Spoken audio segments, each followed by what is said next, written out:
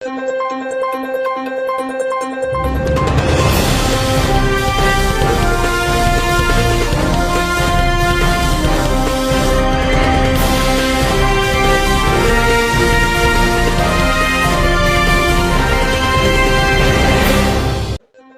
ማክሰኞ ጥር 26 2018 ዓ.ም የዕለቱ ዋና ዜናዎችን ይዘን ቀርበናል። ከዜናዎቹ ጋር አብሬያችሁ ቆይታ ማድረገው አበባየሁ ሰይፈ ነኝ።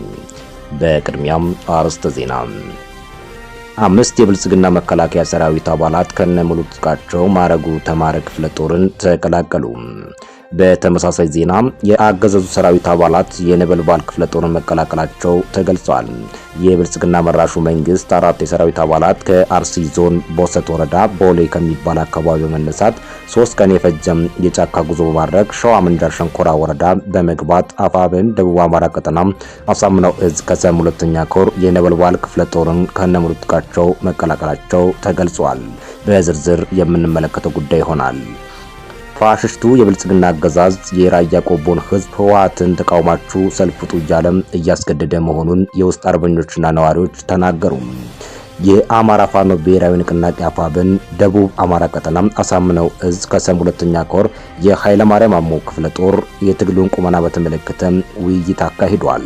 ይህንንም በዝርዝር የምንመለከተው ይሆናል። ሰላም ጤና ይስጥልን ውድ አድማጭና ተመልካቾቻችን፣ እነኚህና ሌሎች ዘገባዎችን አጠናቅረን ይዘናል። እስከ ፍጻሜው ድረስ አብራችሁን ቆዩ።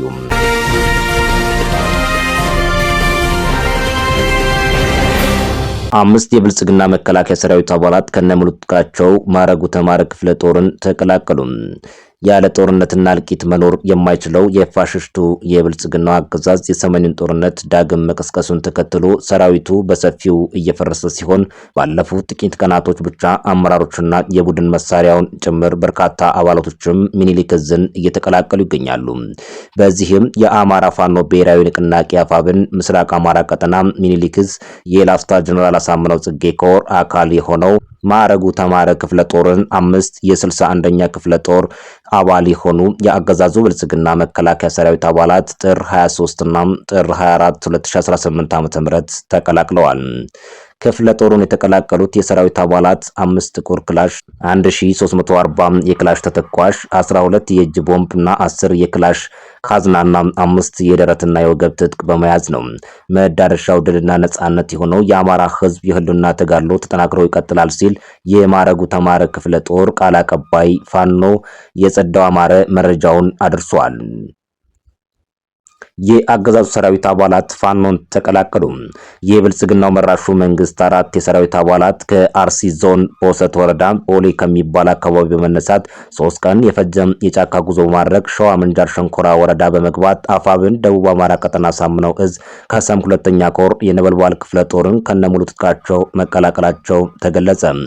እድሜያቸው ለአቅመ ውትድርና ያልደረሱ በብልጽግናው አገዛዝ በግዳይ ታፍሰው መከላከያ ሰራዊት የነበሩን በአሁን ሰዓት የአማራ ፋኖ ወደ አንድ መምጣቱን ተከትሎ እነሱም የነበሩበትን ስርዓት በመቃወምና ለነጻነቱ የሚታገለው ፋኖ ጋር አብረው ለመታገልና ይህን ጦርነት ጠማቂ መንግስት ለማስወገድ በማሰብ ከኦሮሚያ ክልል አርሲ ዞን ቦሰት ወረዳ ቦሌ ከሚባል አካባቢ በመነሳት ለ3 ቀን የእግር ጉዞ ማድረግ ነበልባል ክፍለ ጦርን እንደተቀላቀሉ ተነግሯል።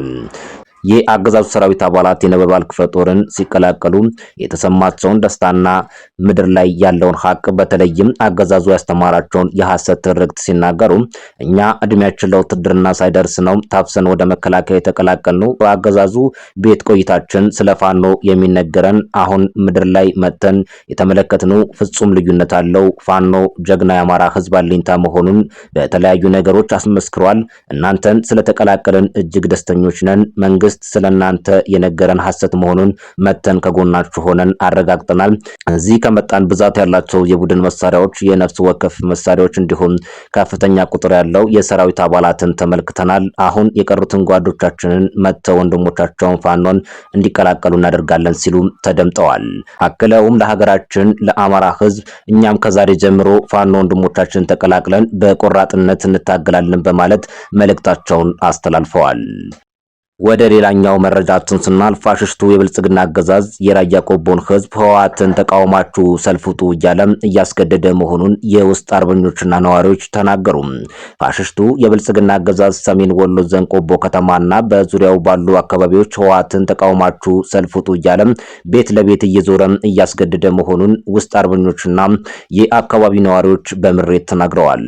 በአገዛዙ የማያባራ የውሸት ቅስቀሳ የተሰላቸው ህዝብ በተለያዩ አጀንዳዎች ወደ አዳራሽ መመላለስ ሳያንሳቸው አሁንም ለህዝባችን ምንም የማይፈይድና ለሰላሙ የሚያበረክተው አስተዋጽኦ በሌለው ጉዳይ ቤት ለቤት አስገዳጅ በሆነ መንገድ የህወሓትን ተቃውሙልኝ በሚል ሰልፍ ካልወጣችሁ እየተባለን እየተገደድን ነው ሲሉ ነዋሪዎች በምሬት ተናግረዋል።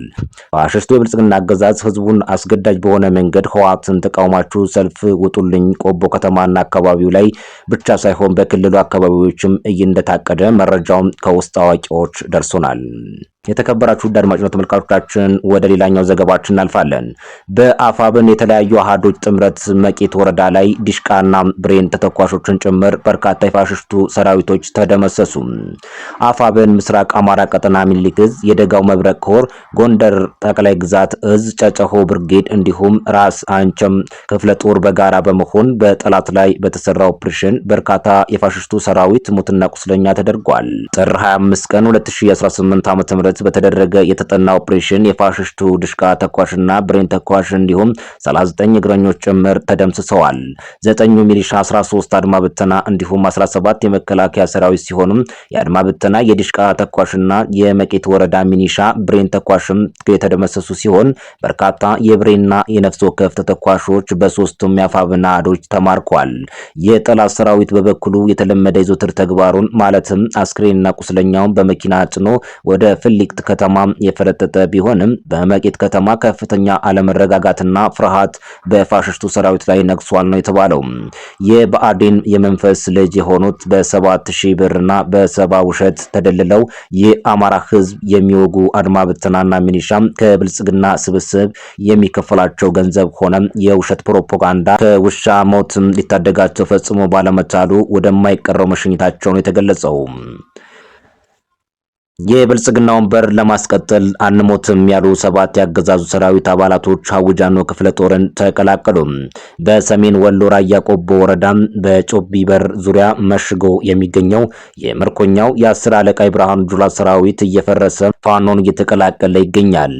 የ802ኛ ኮር ጦር 2ኛ ሬጅመንት 2ኛ ሻምበል አባላትና የ11ኛ እዝ 83ኛ ክፍለ ጦር 4ኛ ሬጅመንት የቃኝ አባላት የነበሩ ወታደሮች ከወንድሞቻችን ጋር አንዋጋም ብለው 7 የሰራዊት አባላቶች ከነ ሙሉ ትጥቃቸው ሚኒሊክ እዝ ምስራቅ አማራ ኮር 1ኛ ሀዊጃኖ ክፍለ ጦር ጋር በሰላም ተቀላቅለዋል።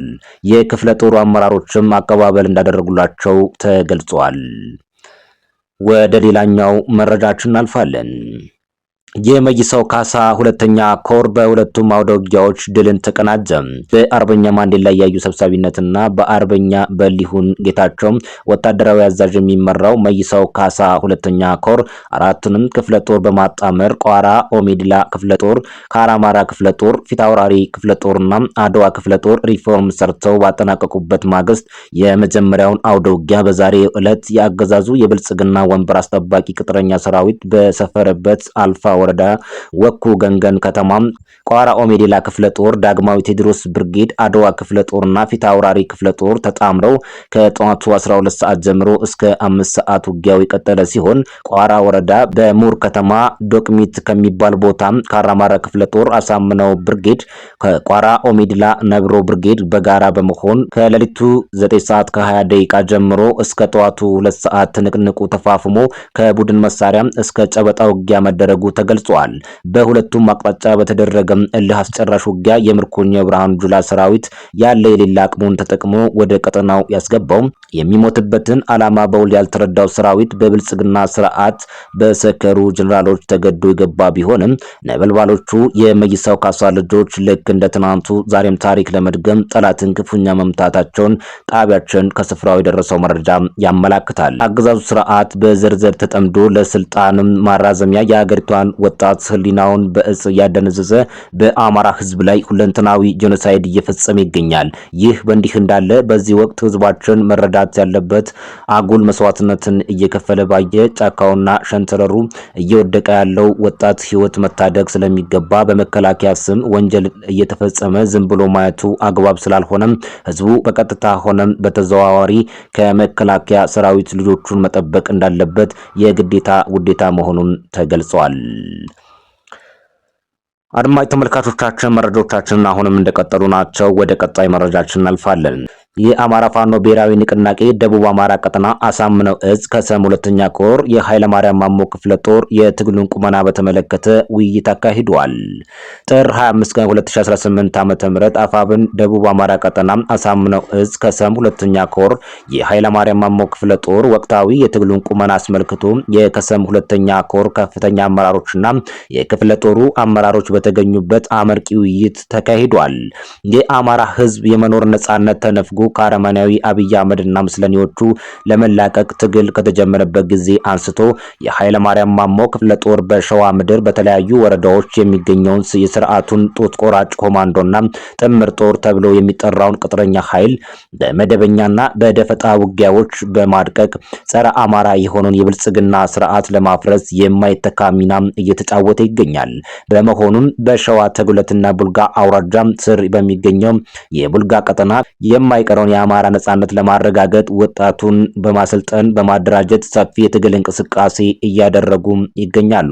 ሆኖም ከአንድነቱ ማግስት ጀምሮ የአማራ ፋኖ ብሔራዊ ንቅናቄ ደቡብ አማራ ቀጠና አሳምነው እዝ ከሰም ሁለተኛ ኮር ኃይለ ማርያም ማሞ ክፍለ ጦር አንዳንድ የአሰራር ክፍተቶችን በመቅረፍ የአማራን ትግል በጀግኖች የቁርጥ ቀን ልጆች ጥረት ወደ አንድ በመሰብሰብ አንድ ወጥ አታጋይ ድርጅት መመስረቱን ተከትሎ ክፍለ ጦሩ በተሰማራበት የግዳጅ ቀጠና ወቅታዊ የትግል እንቅስቃሴና የአንድነት አስፈላጊነት በተመለከተ ሰፊ ውይይት አካሂዷል።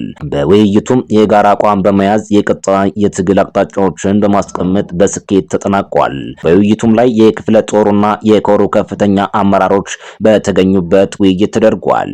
በውይይቱ ላይ የተገኙ ከፍተኛ የኮሩ አመራሮች አርበኛ መቶ አለቃ ይላቅ ብርሃኔ የከሰም ኮር ዋና መሪ፣ አርበኛ ደጉ ተስፋዬ የከሰም ሁለተኛ ኮር ድርጅት ጉዳይ ኃላፊ፣ አርበኛ እንዳልካቸው ግርማ የከሰም ሁለተኛ ኮር ሲቪል አስተዳደር ጉዳዮች ኃላፊ፣ አርበኛ 50 አለቃ ጎሽመው ኃይሌ የከሰም ሁለተኛ ኮር ዋና ወታደራዊ አዛዥ፣ አርበኛ 10 አለቃ ሙልጌታ ፍቅሬ የከሰም ሁለተኛ ኮር ዘመቻ መምሪያ ኃላፊ እንዲሁም በተጨማሪም አንድነታችን ለአማራ ህዝብ የመኖር ነጻነት ዋስትናችን በመሆኑ በየደረጃው የሚገኙ የክፍለ ጦሩ አመራሮች በውይይቱ ላይ በንቃት ተሳትፈዋል ሲል መግለጫው ያትታል። የተከበራችሁ አድማጭ ተመልካቾቻችን ለዛሬ ያጠናቀርናቸው ዜናዎች ይህን ይመስሉ ነበር። ሰናይ ጊዜ ተመኘን።